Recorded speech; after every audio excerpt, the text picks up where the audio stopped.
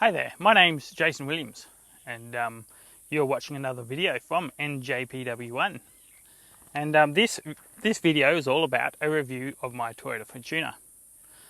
Now, I bought this brand new in March 2020 and it is now late December in 2020, so it's 9 months, and in that I've done 30,000 kilometers, which is quite a lot of Ks for a short period of time.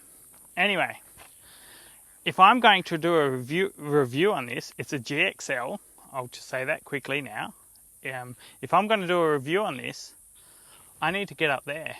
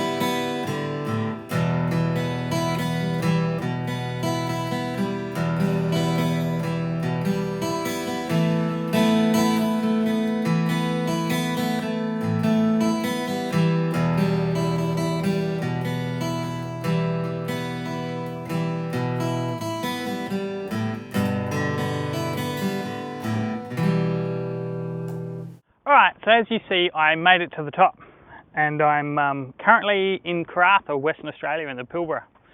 In December, right? Who comes here for a holiday in December? Me maybe. Anyway, so this is, the review. What do I think of it? In reality, it is a whole lot like a Hilux, but it's coils on the rear instead of leafs. That makes it so much more comfortable. But it also seems shorter, so I can't carry as much maybe. But and so I'll talk through what I got from when I bought it. I ordered it with such, and that was a 2-inch or 40mm lift. I think, yeah, 2-inch lift, which is Old Man Emu nitrocharger shocks with Old Man Emu springs, aluminium bull bar. The GXL came standard with side steps.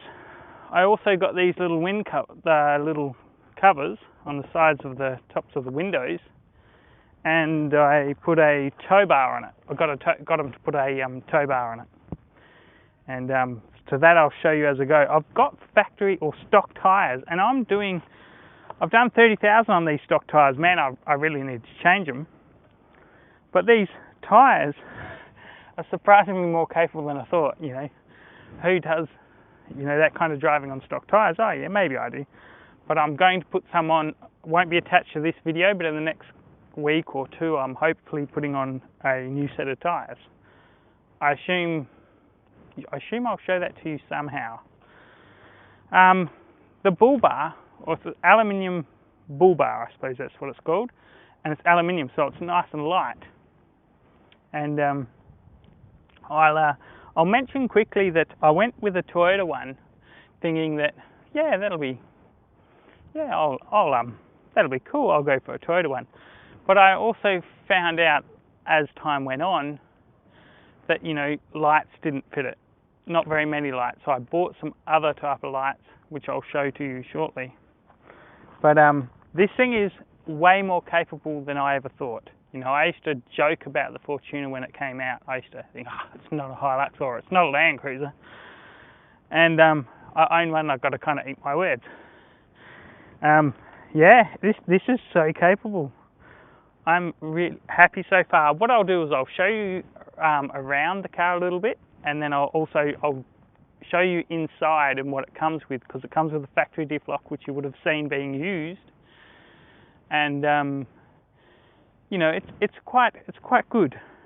I'm impressed. You know, this is definitely a car, because I've owned quite a lot of new cars over the years, and this one's definitely taken me by surprise so far, but definitely by surprise.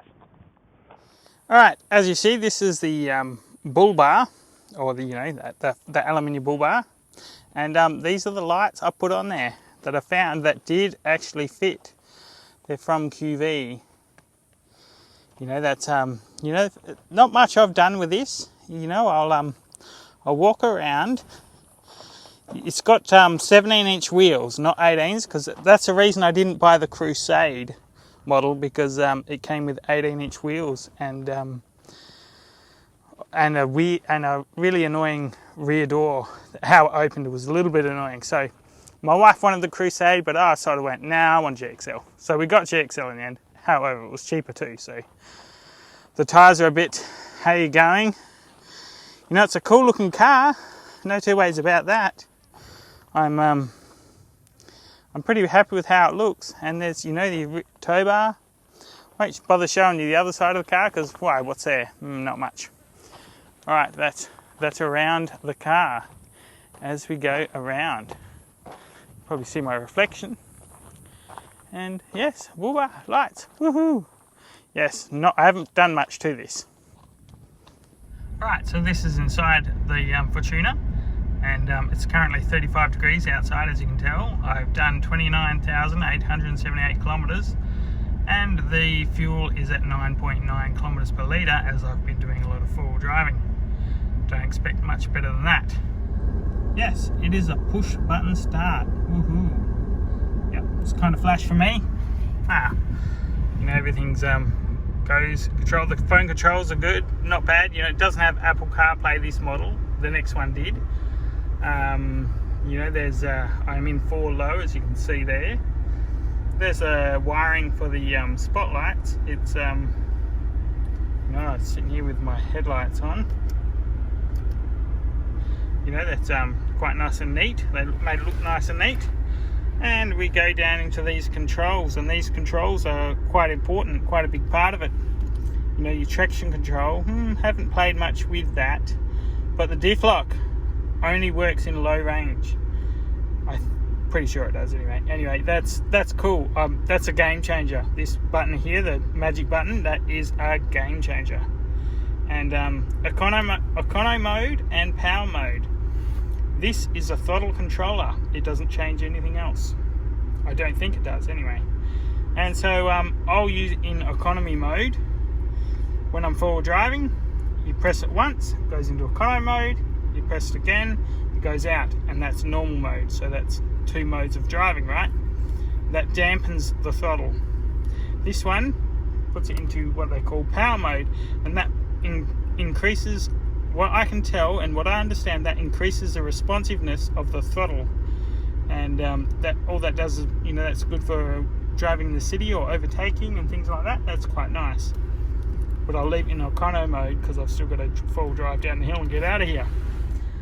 These seats are pretty comfortable. They're just like a Hilux. Everything about this car is so much like a Hilux. You know, I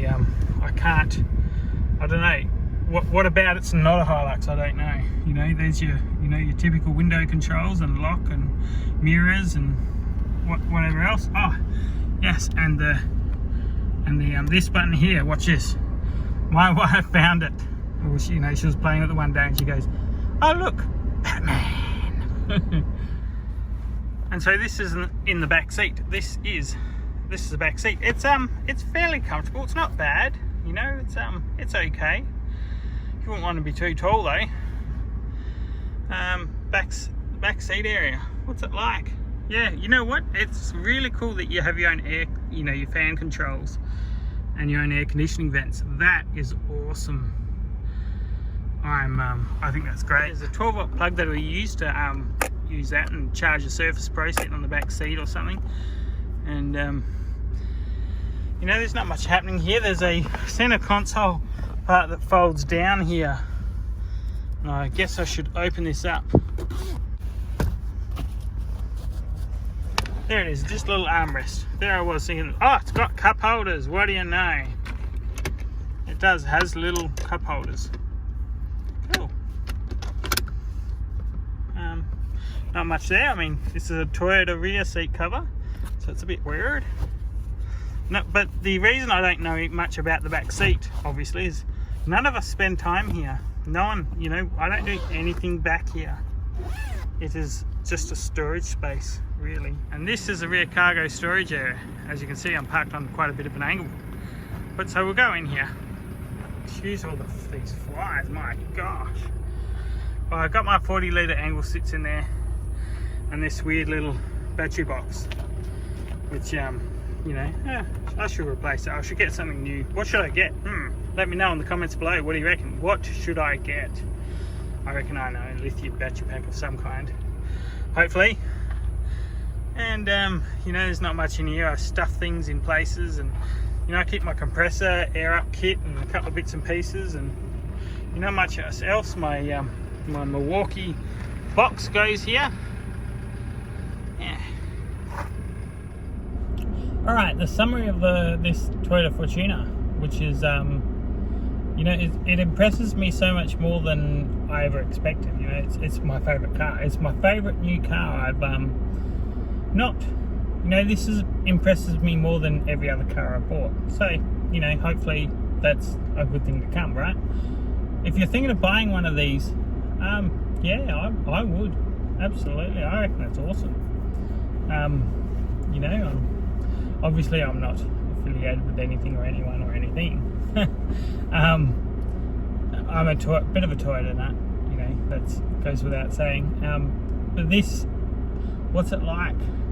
Oh, did I forget to mention the paddle shift on the steering wheels? I remember Toyota, when they brought the Fortuner out, had paddle shifts for the gears on the steering wheel, which I've got here in front of me. And they're just a little paddle shift. It's nothing really fancy. And I thought it was such a gimmick, such a, like, why would you do that? You know, why would you do that? It's not a race car. What are you doing? Anyway, I laughed and joked about it for a long time. Anyway, I've ended up buying a Fortuner, and I've literally had to eat my words, because it's I like it. This paddle shift in the sand, if you're on the beach and you're in the sand, it's amazing. And even when you, especially going down hills, I've noticed it mostly when I've got descent control in here, which I should mention, that's quite handy. But being able to use it without playing with any gears or doing anything else, I can use it for my fingertips on the steering wheel to hold a particular gear going down a steep descent. You know, that's really handy. That's really quite it's quite good. I'm really, as you can tell, I'm really impressed with this car, and I'm not biased. I'm definitely not paid to do this. But you know, it's awesome. I'm really wrapped. I like this so much. It's not going to replace my Land Cruiser, of course not. That's why I didn't buy a Prado, because I didn't want to buy something that would make me feel like I was replacing something. I like my old 80 series. That's on my channel. You should check it out. And this is wrapping up. This is wrapping up what I think of it. Yeah, it's good. Yeah, of course I do. You can tell. But please subscribe. What, you know?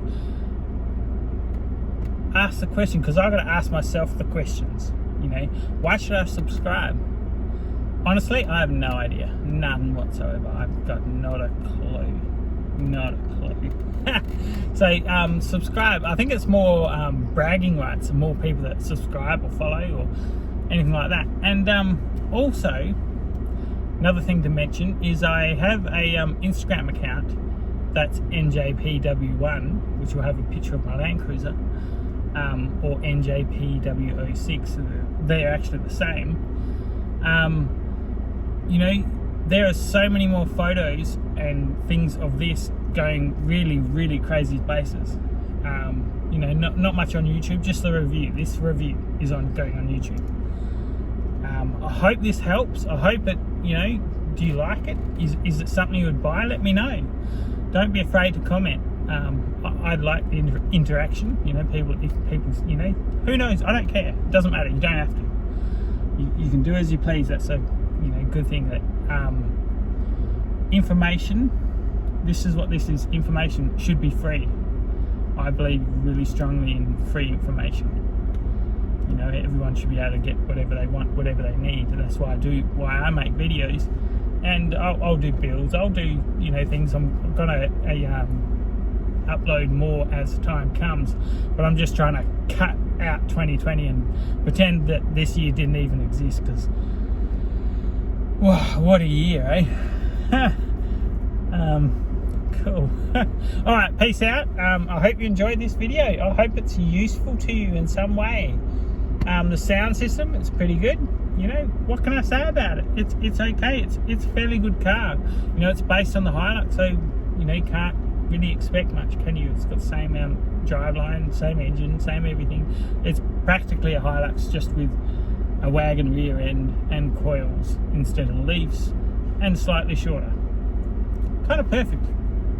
Feels like it's going to be really good four-wheel drive, but I'm worried about scratching it. Maybe someone's got some ideas out there. Don't be afraid to comment below. Cheers. Have a good one. And I guess I'll see you guys in the new year or something like that.